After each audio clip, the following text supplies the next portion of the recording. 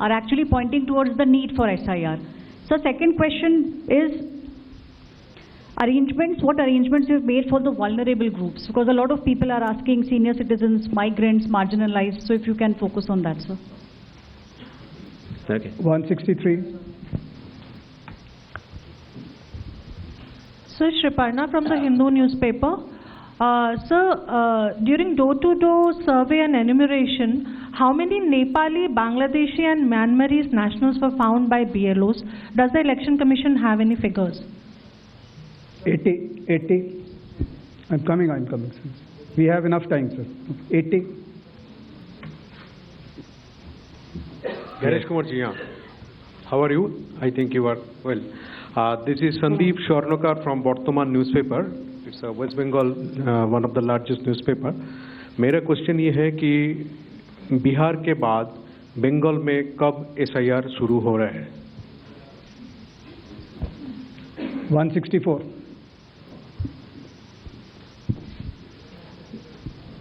Sir Neeraj हूँ, news 18 India से, network 18 से। हमारा सवाल है कि स्पेशल समरी रिवीजन सालाना तौर पे होता है हर साल, तो SIR की ज़रूरत आपको कौन सा मतदाता सूची दोनों प्रक्रिया से अलग मिलेगा? हम ये जानना चाह रहे हैं। और एक सप्लीमेंट्री सवाल है इसी के साथ कि आपने कहा कि कुछ पॉलिटिकल पार्टीज के नेता भ्रम फैलाने की कोशिश कर रहे हैं। उनका ये भी कहना है, राहुल गांधी की मैं बात कर रहा हूँ, थोड़ी देर पहले उन्होंने कहा है क्यों उन्हीं से शपथ पत्र सिर्फ मांगा जा रहा है, दूसरे लोग, दूसरी पार्टी के लोग जो सवाल कर रहे हैं उनसे क्यों नहीं? तो इन 5 सवालों को पहले ले लेते हैं।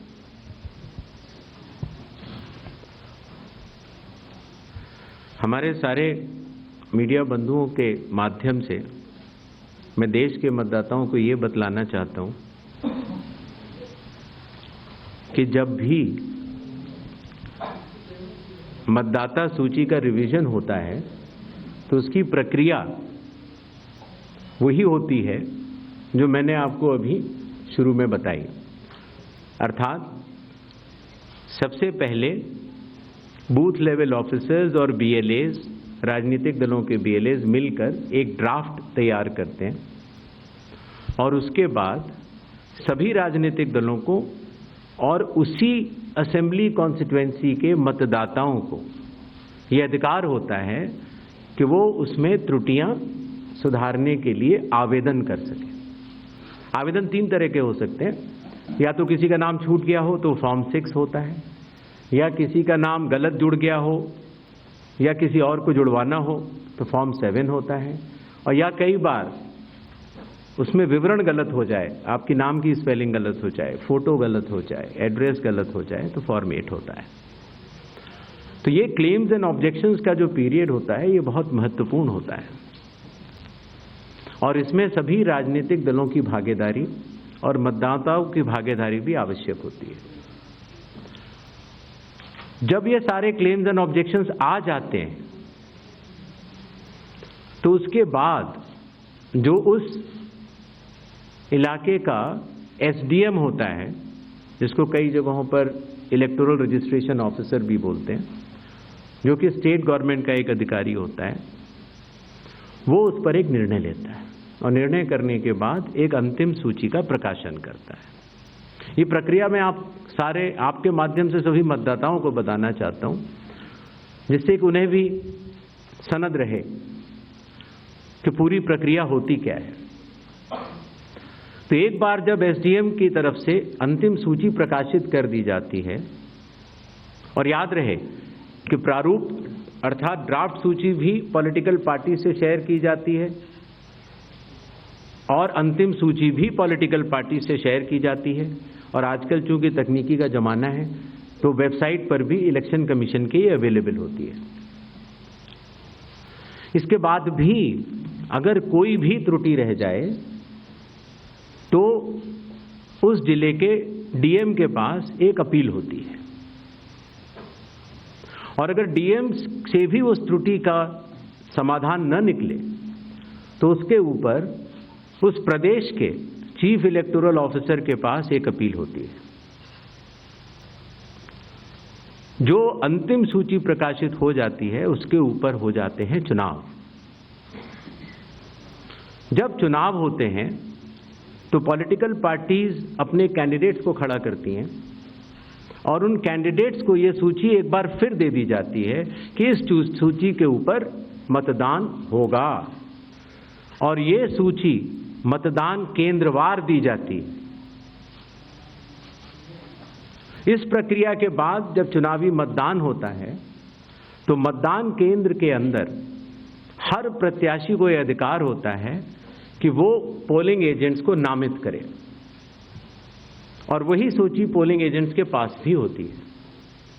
तो उदाहरण के तौर पर जब हमारा कोई मतदाता जब मतदान करने जाता है तो पोलिंग एजेंट्स देखते हैं, और अगर कोई गलत व्यक्ति जा रहा है या कोई 2 बार जा रहा है तो उसके ऊपर ऑब्जेक्शन भी कर सकते हैं।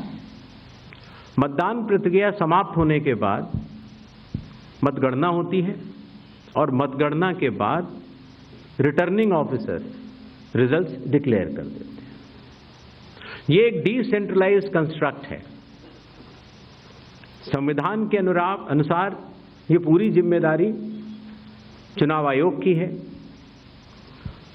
लेकिन लोक प्रतिनिधित्व कानून के तहत चुनाव आयोग तो एक छोटा सा 800 लोगों का एक समूह है। तो लोक प्रतिनिधित्व कानून के तहत चीफ इलेक्टोरल ऑफिसर, हर जिले का डिस्ट्रिक्ट कलेक्टर, जिसको डिस्ट्रिक्ट इलेक्टोरल ऑफिसर भी कहा जाता है, हर असेंबली कॉन्स्टिट्यूएंसी का इलेक्टोरल रजिस्ट्रेशन ऑफिसर जो कि एसडीएम भी होता है, बूथ लेवल ऑफिसर्स, ये सभी के सभी सिर्फ इसी काम के लिए चुनाव आयोग के पास डेपुटेशन पर भी रहते हैं, सिर्फ मतदाता सूची और मतदान कराने के लिए। तो जब रिटर्निंग ऑफिसर रिजल्ट डिक्लेयर कर देता है, उसके बाद भी कानून में प्राविधान है कि आप 45 डेज के अंदर आप उच्च न्यायालय जाकर एक चुनावी याचिका दायर कर सकते हैं और चुनाव को चैलेंज कर सकते हैं। जब ये प्रक्रिया 45 दिन समाप्त हो जाते हैं, उसके बाद इस तरह के निराधार और आरोप लगाना, चाहे वो केरल हो, चाहे वो कर्नाटक हो, चाहे वो बिहार हो, जब 45 दिन चुनाव के बाद पूर्ण हो चुके हैं और किसी भी दल को, किसी भी कैंडिडेट को कोई भी गलती नजर नहीं आई, तो आज इतने दिनों के बाद इस तरह के निराधार आरोप लगाना, उनका उद्देश्य क्या है, ये सारे मतदाता और देश की जनता पूरा समझती है। जहां तक स्पेशल इंटेंसिव रिवीजन की जरूरत क्यों पड़ी, और स्पेशल इंटेंसिव रिवीजन में और नॉर्मल जो रिवीजन हर साल होता है, दोनों में क्या फर्क है, ये बहुत अहम सवाल है।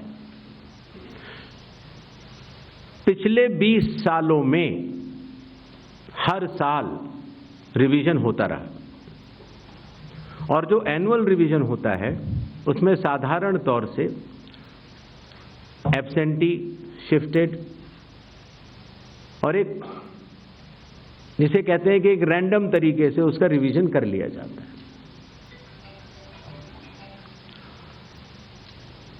जब पिछले 20 सालों से इंटेंसिव रिवीजन नहीं हुआ, हालांकि पहले होते थे, अभी तक भारत में 10 से ज़्यादा बार स्पेशल इंटेंसिव रिवीजन हो चुके हैं, और स्पेशल इंटेंसिव रिवीजन की खासियत ये होती है कि मतदाता सूची को, इलेक्टोरल रोल को टोटली मैक्सिमम प्योरीफाई करने के लिए एक इन्यूमरेशन फॉर्म भरा जाता है, और हर मतदाता उसको जब भर के देता है तो उसका नाम मतदाता सूची में फ्रेश, एकदम नए तरीके से सूची बनाई जाती है।